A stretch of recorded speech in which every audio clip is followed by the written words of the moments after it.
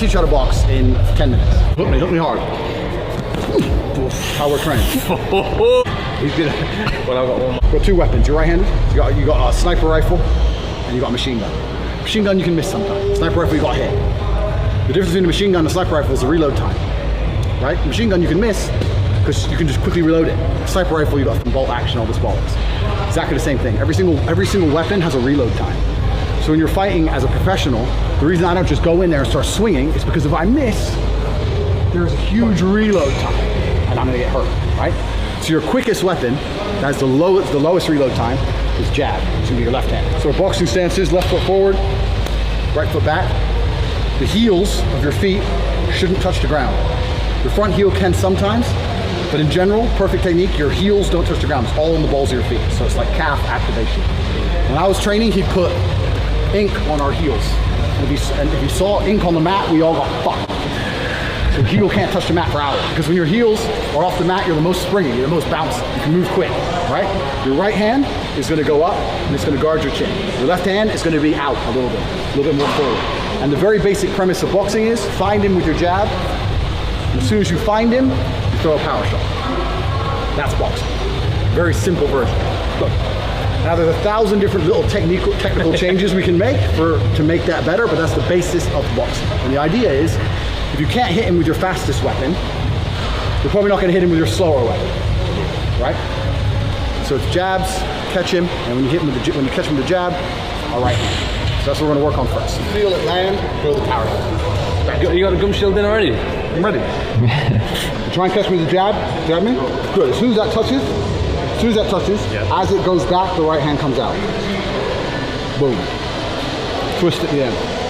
Why the twist? To increase your punching power. There's a difference between an amateur and a professional. A bullet is so deadly, not because of the amount of pressure it has, but because it's such a small surface. If you reduce the surface area, you increase the pressure. So what most people do when they throw a punch, they don't think about how their hand lands. So stay still. If I land with the flat of my hand, or if I land with one knuckle, you feel the difference. It's the same amount of force. But it's concentrated, you see. So if you whack, whoosh, and it's one knuckle, it snaps the bone. And that's why you twist, because it aligns your knuckle. It aligns your knuckle better.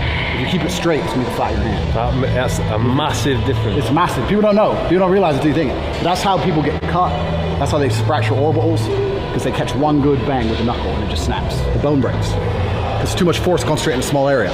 So if I'm punching, let's say at 100 miles an hour, let's say, I'm gonna do more damage if that lands in the smallest area possible, like a bullet. So that's why you twist. You wanna get your knuckle in. And even with the glove on, you can feel it. I can feel with my glove on, if I land knuckle, I can feel his face snap through the glove. So you wanna really twist the knuckle into his bones. So Mike's about to fuck me up. I have no idea. And you wanna land with this knuckle in the middle if possible, that's it. These two can break. This one won't break. So you jab, if you miss, bring it back. Don't go and leave it out here because you're going to be open for a right hand. See? So the right hand can come over the top. Bang. So jab, if you miss, back. If you touch, as soon as it comes back, right hand forward. Mike's going to beat me up. Should I be wearing a gum shield? Why not? Go on then. He's gonna. Well, I've got one of my hands. And hit me. You missed. You got to catch me.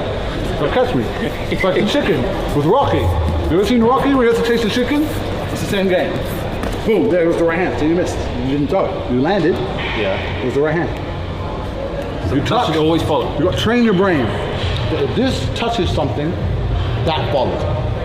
Because if you touch me with this, you know where I am. And you know I'm there. And you know that can land. And this is going to be longer than your jab. This is going to be all the way long, like this. And you're going to pivot, twist on your foot. Boom, all the way through. If your jab misses, you don't want to throw that because you're going to be open for counters. If you land the jab, whack. Good. Good. Good. Right, now we move on to hooks. There's two kinds of hooks. You can hook like this, which is all about the knuckle, like we talked about. So there's less physical power, because of the way your arm works. Doesn't have as much force, but your knuckle lands better.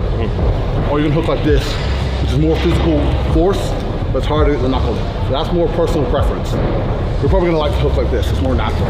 Jab, cross, left hook, boom. You see how they all load each other? This loads this, this loads this. Make sure to keep your right hand up when you hook, because the #1 counter for a left hook is a left hook. If you hook me hard. how we're trained. Oh, So it's like as soon as I feel it, we throw. So keep your hand up. Nice. That right hand up. oh, you're going. Good, good. Again. Good. The right hand up. Nice. Right.